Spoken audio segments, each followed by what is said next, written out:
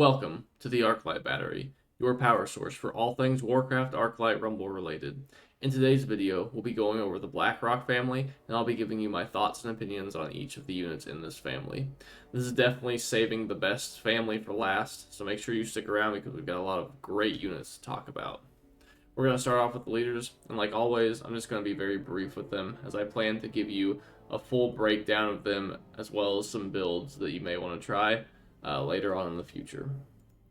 First, we have General Drakkisath. He's a single target melee tank that deals elemental damage, and he's resistant.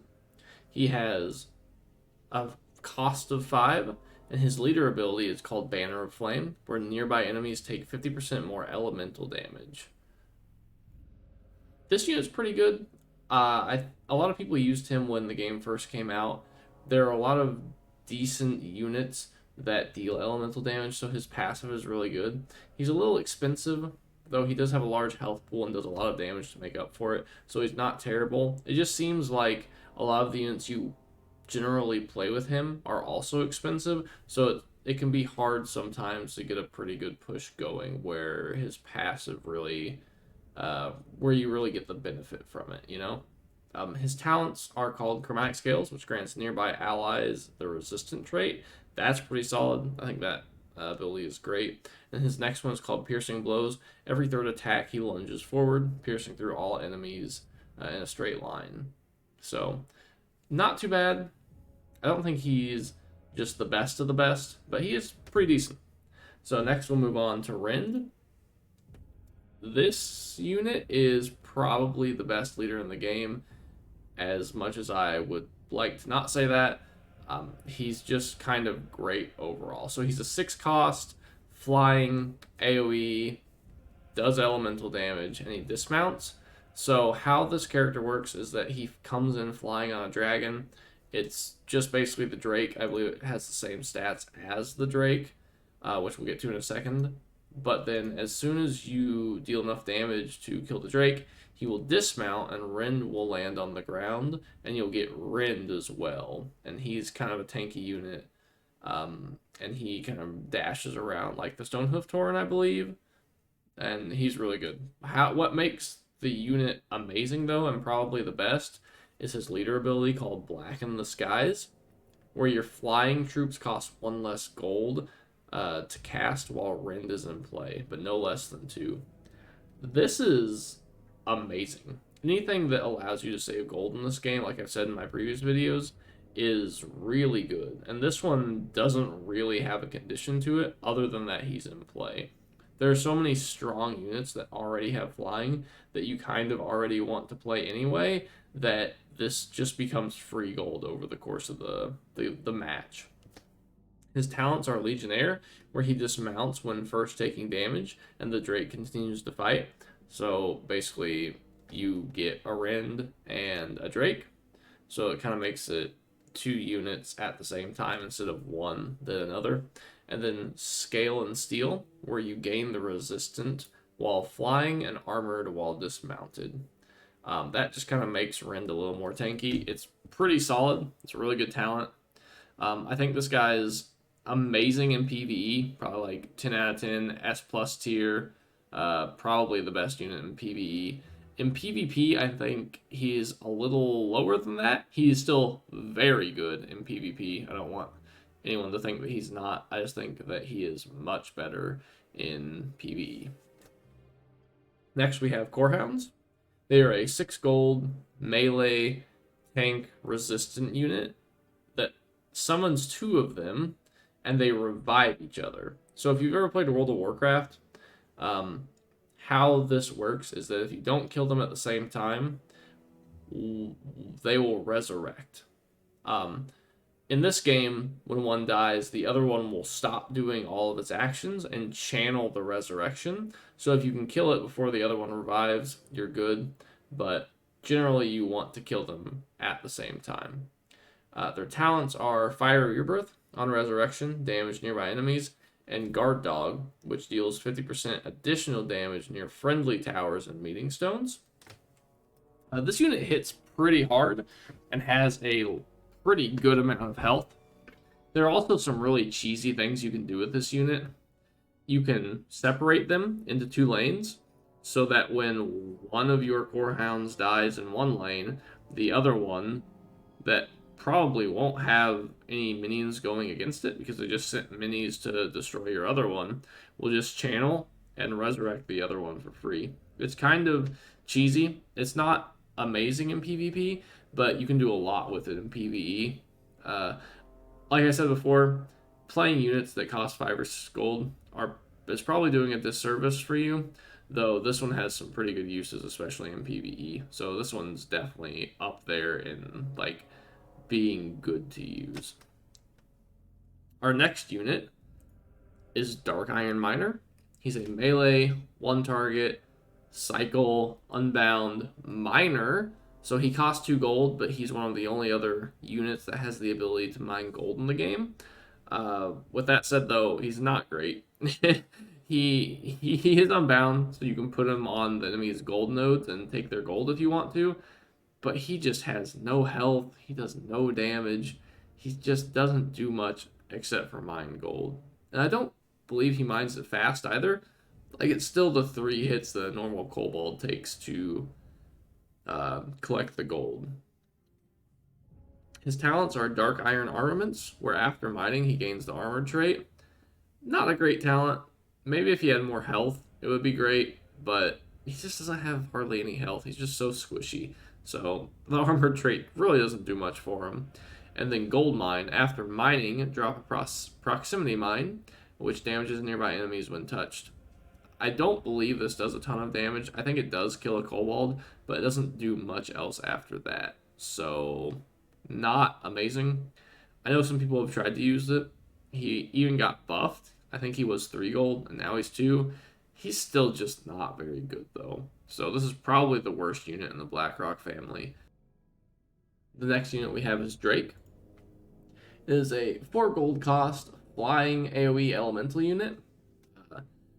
For what this unit does, 4 gold is amazing. This unit is fantastic. It does damage in a wide area, breadth in front of it. It's flying, it hits hard, it has a decent amount of health. Its talents are Mother Drake, where it periodically summons a Whelp Egg when when this unit flies. So it'll just leave a trail of Whelp Eggs. It's pretty solid. And it has Roost, where it perches on top of a nearby tower, staying there to defend it. The Roost talent is okay. I think it has some pretty good uses, but sometimes it bugs out where your Drake isn't actually in range of the things that are hitting it, or rather hitting the tower that it's on. So it just doesn't do anything. I think they'll fix it, so it's probably a great talent. I think most people use Mother Drake, but this unit's fantastic. Great in PvE, great in PvP. One of the better flying units in the game. Definitely worth picking up. The next unit is Earth Elemental. It is a 3 gold cost, single target tank, armored, unbound siege damage. It won't hit anything other than towers and bosses. It's pretty solid, being that it's armored and has 940 health for 3 gold. And it does siege damage, which is double damage versus towers. I mean, obviously, that's the only thing it's hitting anyway, but it's still great. It does a decent amount of damage and tanks really well. Its talents are Ready to Rumble, where it taunts things on deploy, which is pretty solid to get the attention away from your big push that this is going to be supporting. And then Explosive Debris, where destroying a tower deals damage to nearby enemies. That one is okay. Generally, though, if you're taking a tower and there are enemies nearby at the same time, you're not typically winning those trades, it doesn't feel like. Sure, you can, but it feels like you generally fight someone's wave and beat the wave, and then you have time to push the base. So this might have some niche uses in some places, probably in PvP more so than PvE, but we'll just have to wait and see. Pretty solid unit though, especially for unbound spam strategies. This next unit is called Fire Elemental. It's a melee AoE tank that does elemental damage and is resistant for 4 gold. It's got a good amount of health, does a good amount of damage, Its talents are Immolation Aura, where you periodically damage nearby enemies, and Molten Core, on death, summons a pool of lava, damaging enemies within. I don't believe the pool of lava is very big, but it still should hit everything that's walking in the lane that it drops it in. I don't know how long they last, but I believe it's a good 10 or 15 seconds. This unit's pretty good. I really like this unit, especially with like Drakkisath, where enemies take additional elemental damage from units. I know this guy is a tank, but he still has a decent amount of damage. A lot of people in the community think he's so-so. I think he's a little better than so-so. I think he fits well into different strategies, and I definitely look forward to using this unit on launch. I think he's great in PvE. I think he's probably a little worse in PvP. I think it just depends on what the meta is like, though. This next unit is Firehammer. It is a 4 gold cost, ranged, single target, elemental damage dealing rather, with Fury. Remember that Fury is increased attack speed every time it hits something while it's in combat. Its talents are Molten Metal, dealing 50% more damage to flying enemies, and Blazing Speed, where Fury stacks an additional 2 times. This unit's pretty good. It needs a tank in front of it to support it because it's relatively squishy, but it does a lot of damage. I think this is probably the highest, or pretty close to the highest, like DPS of a unit in the game. It's really good. It melts things. You just have to be able to protect it because it's squishy. Definitely a great unit. Definitely worth picking up. I think it's great in PvE. Maybe a little worse in PvP. I think people can respond to you playing it better in PvP. But in PvE, it'll definitely put it in work. Definitely a unit that can fit into multiple different strategies, and I think a lot of people will be running it. Our next unit is Flamewaker. It is a 4 gold cost ranged AoE elemental bombard unit, so it only hits ground units, it can't hit flying units. But basically this thing sends a giant wave of lava forward through the lane that doesn't go a long ways, but it's definitely dealing a lot of damage and killing most things. This thing is a counter to Murkai with his Murloc spam, and really anything that summons a lot of small things. Like one attack will kill a flock of chickens, it'll kill Murlocs from a Murkai, leader spam, it'll do a lot. That being said, I think the unit's really good in PvE and just okay in PvP. 4 gold cost is a lot, though I guess it's not a ton if you're specifically countering Murkai. Like, this thing's going to be really strong against Murkai and probably a couple of Unbound strategies. But if those things aren't popular in the meta, this guy will probably not see any play. His talents are Heatstroke, where damaging enemies dazes them. I don't really think that talent's great. Maybe it's enough of a slow that it lets him get one more attack in before he starts getting hit as well, so maybe it's good. We'll have to wait and see. Engulf burns enemies, which is just a flat dot on an enemy that I don't believe stacks. So, it's probably okay, but I don't think it's great. And then Heat Wave deals 20% additional damage, which honestly is probably just their best talent, just a flat 20% damage boost. So, pretty good in PvE, a little less in PvP, depends on what's in the meta currently. But overall, a great unit. Next we have Molten Giant, a 6 gold cost, single target tank that has armored and deals siege damage. This guy is rough.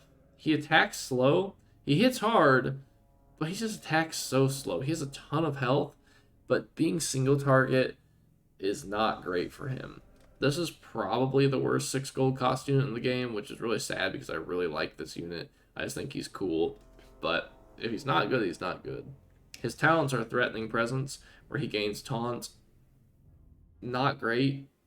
He's just cost so much, and then he has to walk down the lane too. So it's hard to pair things with him, it feels like, especially if you're behind. Um, Not great. Below the mountain, on death, explode, damaging nearby enemies. I don't know how much damage that deals. Maybe it's good. I don't think I've seen anybody play with this unit other than testing him out to see how good he is without talents. So the below the mountain talent might be great, but overall he is not a good unit. I don't think I would pick him up for PvE. I don't think I would pick him up for PvP. Obviously you'll collect him at some point for your collection, but not a great unit to get. Next we have Blackrock Pyromancer. It's a 3 gold cost ranged AoE that deals elemental damage. This unit's crazy, actually. It does a lot of area damage with not a lot of health. So it's kind of like our Firehammer over here. Great unit, but needs support. If you can get this thing behind a tank or a wall or just some sort of distraction like a Quillbore, this thing will destroy whatever it hits, especially with talents like Pyroblast, where it deals 50% additional damage, but cast time is increased by 25%, or Conflagrate, where the splash area is doubled. Generally, things are clumped up enough that anything that has AoE already will generally kill what it's trying to kill without like a talent that doubles the area damage. So I don't know that talent will be great, but Pyroblast seems like it would be fantastic. It lets this thing one-shot things that it normally has to two-shot. I think it just increases the damage output if it's behind a solid tank, which you're trying to do anyway. So this unit's great. I think it's good for PvE. I think it's fine for PvP. It's all about getting it set up behind a tank and then protecting it. So that's much harder to do in PvP, but not undoable. So I think this unit is fantastic. Definitely look to pick it up. And then last of the miniatures, and certainly not least, is our Whelp Eggs. A 3 gold cost for, I believe it's 3 Whelp Eggs that are on the ground, but when they hatch, they're flying, elemental, unbound, and then they hatch by things attacking the Whelp Eggs. This unit is fantastic. Fantastic. It has so many uses. It's great in PvE. It's amazing in PvP, unless they change something with unbound base spam, and it's basically one of the most important units if you're trying to kill Onyxia quickly. So it has Rookery as a talent where you deploy with 1 extra egg, and then when 1 egg hatches, the others hatch immediately. That is a crazy talent. And then Flame Burst, damage nearby enemies when hatching. So the reason why Rookery is good is because in PvP you can do unbound base spam where you throw a bunch of units at your enemy's base. And how this works is you throw your Rookery eggs at the base, the enemy base. It will target one and break the egg. And when it's breaking the egg, before it targets the whelps, you can drop another unbound unit, like a Quillbore, to gain the attention of it, so that you have 4 whelps in the air firing at the enemy base while the enemy base is trying to kill a Quillbore. And then you can execute from the Horde faction that deals a bunch of damage to their base and then gives everything inside the area Bloodlust. That alone will almost kill a tower. It will kill a tower. It'll almost kill a base in PvP. These guys are amazing. I would look for them to get nerfed at some point. Maybe not in this coming patch, but definitely at some point. They're amazing. Great in PvE, great in PvP. Amazing at Onyxia. So the way Onyxia works is that at 66% and 33%, she will swap phases and kill everything on board and take back your towers. So you have to push through the entire map again. Unless you put Whelp Eggs in certain positions on the map that they don't get touched by enemies. When she tries to wipe the board at 66% and 33%, she will wipe the board, but she'll kill the Whelp Eggs and all of the whelps will hatch. Which is kind of funny that the best unit against Onyxia are her whelps. Kind of strange, but basically they'll all hatch and take back the towers very quickly. Um, it's just amazing. It's probably not intended, but that's how it works currently. If it doesn't get changed, you should definitely look at using Whelp Eggs for sure. Our next unit is Living Bomb. It's a 6 gold cost AoE elemental spell that basically puts a timer on everything in the radius, and then all of those things explode, dealing elemental damage. It does a lot of damage if there's a lot of things in AoE. If there's not, it doesn't do a lot. It's kind of just mediocre at best. For 6 gold cost, that's not really what you want. Its talents are Burden of Fate, where affected enemies are dazed. Not great. Not amazing. Not a good talent. And then Chain Reaction, where splash damage from those living bombs inflicts living bomb. That's not bad. That's pretty good. But generally, if you're using living bomb, the things in the stack are going to die anyway. So, who knows? This might have some niche use in like a dungeon encounter or a PvE encounter, but it's really expensive. Probably not worth it. Then you have Blast Radius, which also burns enemies within the radius. Once again, not great. If you're spending 6 gold to burn something, I mean, that's not great at all. This hasn't seen any use except for like the Dead Mines dungeon, where I think it's the boss Cookie summons a giant horde of enemies, and then this will basically take care of that horde by itself. But apart from some niche PvE uses, I don't think it's amazing. It will be helpful in some PvE maps, but it's not going to do anything that another spell or some like planning couldn't handle for you. Moving along, our next spell is Smoke Bomb. This is a 1 gold cost AoE spell that puts stealth on all of your allies in an area. I think this spell is fantastic. This is a 1 gold cost spell to turn all of your units invisible. It's great. It goes well in cycle decks. Its talents are Band of Thieves, which grants +2 levels to cycle minis within the radius. That's amazing already. Its next one is Through the Shadows, where affected minis move 50% faster until they are unstealthed. Not bad. And then Strangers in the Night, where effects apply to enemies as well. That one is pretty solid. There are some weird, clunky things you can do with that. Like turning your enemies' Whelp Eggs invisible, so you don't ever have to worry about activating them.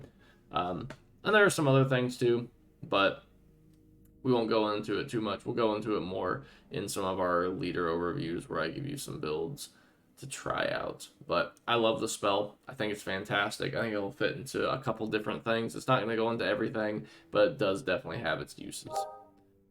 Our next and last spell and last unit of the overview series is Deep Breath.